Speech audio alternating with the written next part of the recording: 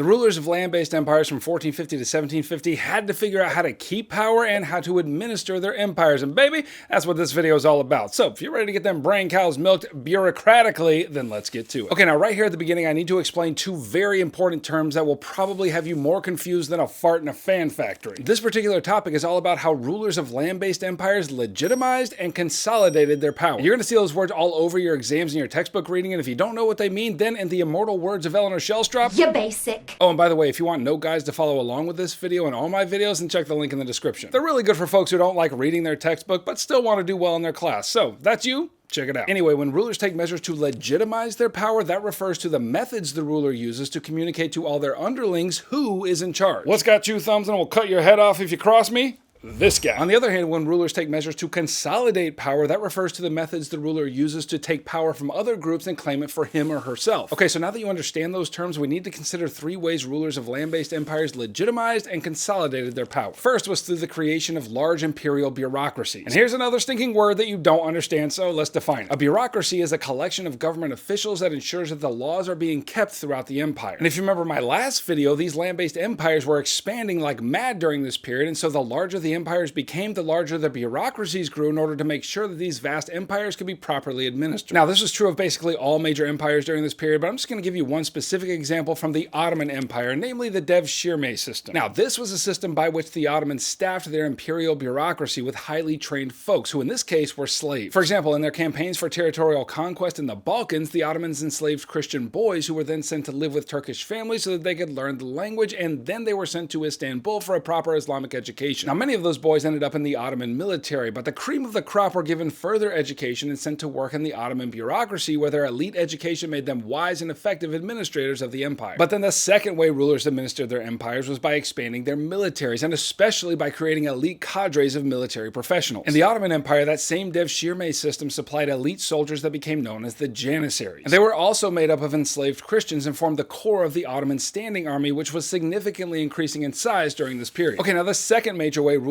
legitimized and consolidated their power during this period was through religion, art, and architecture, and I'll give you an example of each. In terms of religion, European monarchs claimed to rule by divine right, which is to say that the king or queen ruled with the approval of Jesus himself. And it's not hard to understand why this belief, if accepted among the people, would legitimize the power of a monarch. Most of the folks in Europe were Christians, and if a monarch ruled by divine right, then to oppose the king was to oppose God himself, and that was no bueno. But over in the Americas, the Aztecs used the religious practice of human sacrifice to legitimize their power. Now, to be fair, this practice predated the Aztecs and was common among the Mexica people before they became, the Aztecs. They believed that their sun god lost energy at regular intervals and could only be reinvigorated through the spilling of sacrificial human blood. But at the height of the Aztec Empire, priests and rulers worked in tandem to perform these sacrifices, usually with captured prisoners of war, and they gathered whole cities for the ritual. And all of this had a way of letting everyone know in attendance who was in charge. Now, in terms of using art to legitimize power, we have a great example over in the Qing dynasty. There, Emperor Kangxi displayed imperial portraits of himself around the imperial city. And maybe to you, that just sounds like, he was really into himself, and I don't know, maybe he was. But these portraits served to convince the Chinese that Kangxi was their legitimate ruler. Remember from the last video that the Qing were ethnically Manchu, which is to say not natively Chinese. That means they were outsiders, but in these portraits, Kangxi is depicted according to traditional Confucian values, which would have appealed to his Chinese subjects and hopefully convinced them to accept his rule. And in terms of using architecture to legitimize rule, I'm in the mood to give you two examples. Here you see the Palace of Versailles, which was built for the French monarch Louis XIV, and it was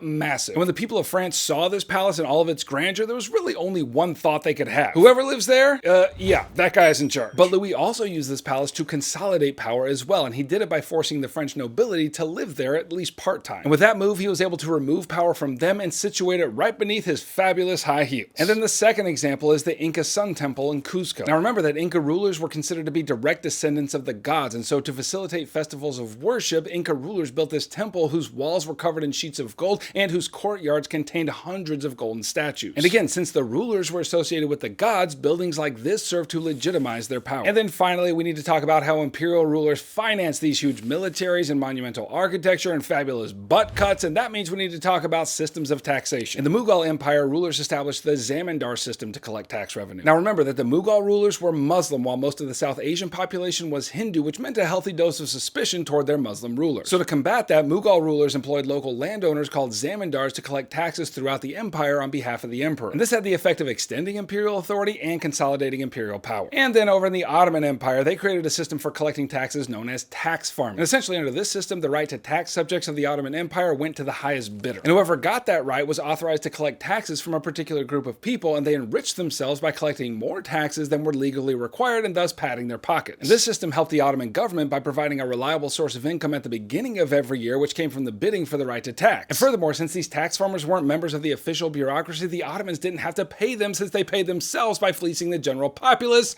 Nice. Okay, click here to keep reviewing for Unit 3, and click here to grab my note guides for all my videos so you can follow along and get all this information firmly crammed into your brain folds. And I'll catch you on the flip-flop. Heimler out.